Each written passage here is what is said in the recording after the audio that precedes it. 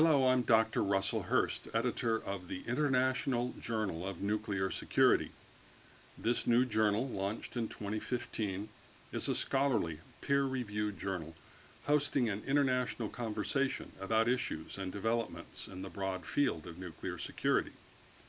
Submissions to our journal, articles ranging from about 5,000 to 7,000 words in length, are reviewed by experts throughout the spectrum of scholars and professionals working in nuclear security. These submissions are later edited by my editorial team in association with the University of Tennessee Department of English and the university's Institute for Nuclear Security. When our editorial process is complete, we publish your work on our free open access website. Hard copy can be ordered via a print-on-demand service. We publish important contributions to scholarship about global nuclear security. You can read about our philosophy, our policies, aims, goals, and submission rules on the corresponding links here on the journal's website.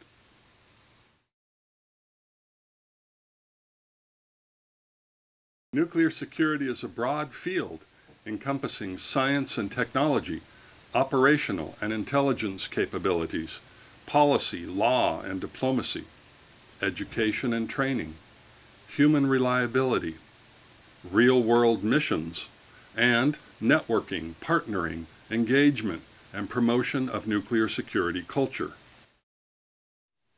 If you are working in any of these fields, whether as an educator, student, researcher, security professional, agency employee, policy expert, or any other kind of professional, we would love to receive article manuscripts from you.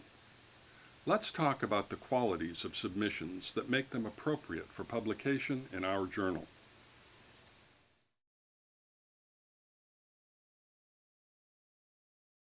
A good manuscript submitted to IJNS is something that has been written as a contribution to a worldwide scholarly conversation about nuclear security.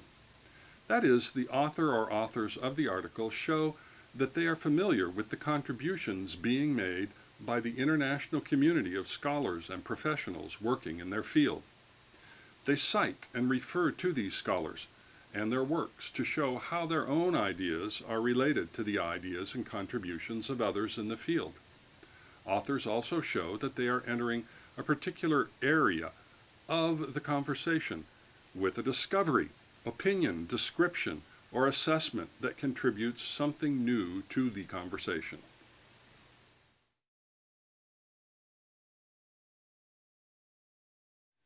What constitutes something new?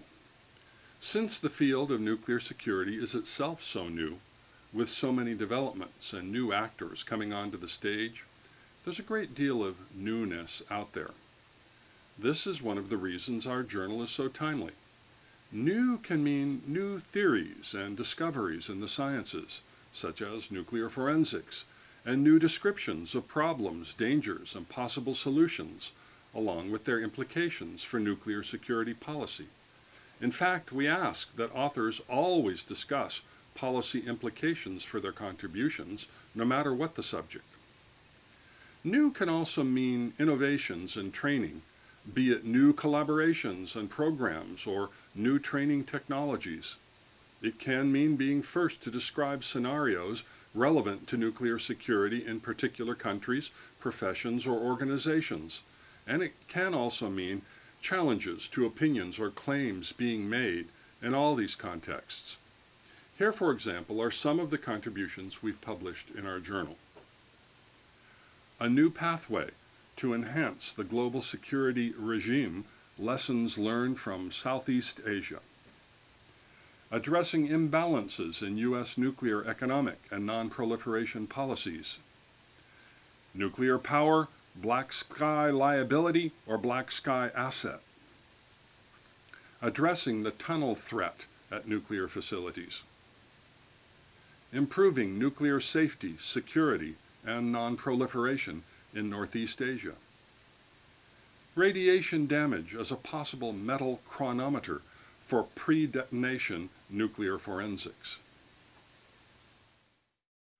All these articles contributed something new to the international discussion about nuclear security, and they did it in the form of good, well-structured arguments. A scholarly argument does not simply present information, as in, for example, a catalog description of a college curriculum or of a standard decontamination procedure.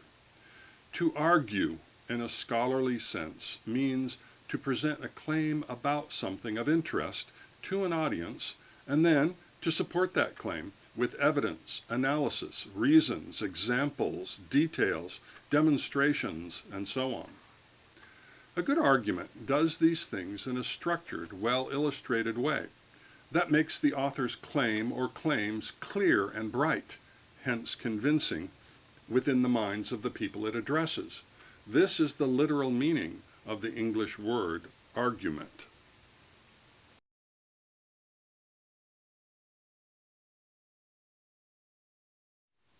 A good example of a clear, well-developed argument is the article of Chris Hobbs and his colleague Elizabeth Young at King's College London entitled Calling All Actors: A Holistic Framework for Tackling Supply-Side Proliferation.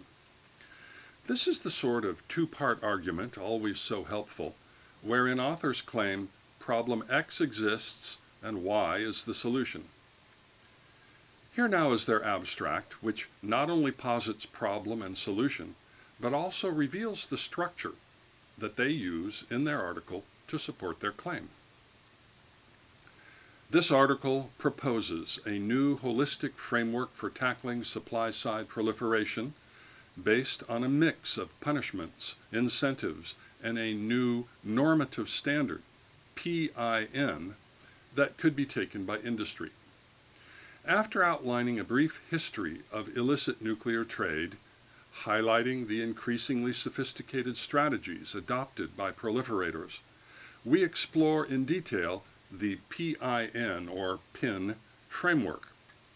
We argue that to meet this challenge, industry must adopt behavior that goes beyond compliance with current regulations, particularly in the area of due diligence and information sharing. The article then proceeds to supply the promised introduction and history of the problem of illicit nuclear trade and export controls, and to expand upon the problem of controlling nuclear-related material and the challenge of more effectively engaging industry, not just governments, security forces, and oversight agencies, in the mission of nuclear security. After presenting this clear description of the problem, the authors can now effectively present the major part of their contribution, their argument, their solution to this problem, namely a holistic PIN framework, a system of punishments, incentives, and standards for tackling supply-side proliferation. Their article ends, as most good articles do, with a recap and reflection upon the scenario and the argument they have presented, and with an indication of future studies and work to be done. This is a good example of the kind of contribution and treatment that IJNS is seeking. The Hobbs-Young article makes a clear assertion about something that can improve global nuclear security, and it puts that assertion into the context of a worldwide discussion about a problem, the inadequate participation of industry in the mission of nuclear security.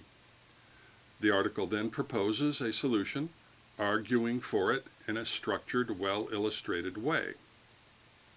Is the proposed solution 100% new?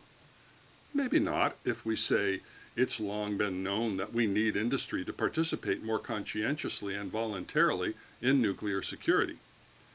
But what made the Hobbs-Young article new and a valuable contribution was their particular formulation of the problem, the quality of their voices and engagement with it, and their well-argued, structured argument for the solution they proposed. These are the qualities of excellent conversationalists in the international discussion about nuclear security. We invite you to examine additional examples in the issues thus far published in the journal. The submission portal and instructions for submitting manuscripts, as well as access to all issues of the journal, are available on the journal's website, trace.tennessee.edu/IJNS. I look forward very much to hearing your voice in the vital conversation and collaboration needed to protect our world against nuclear accident and attack. This is Dr. Russel Hirst, editor of the International Journal of Nuclear Security. Thank you for listening.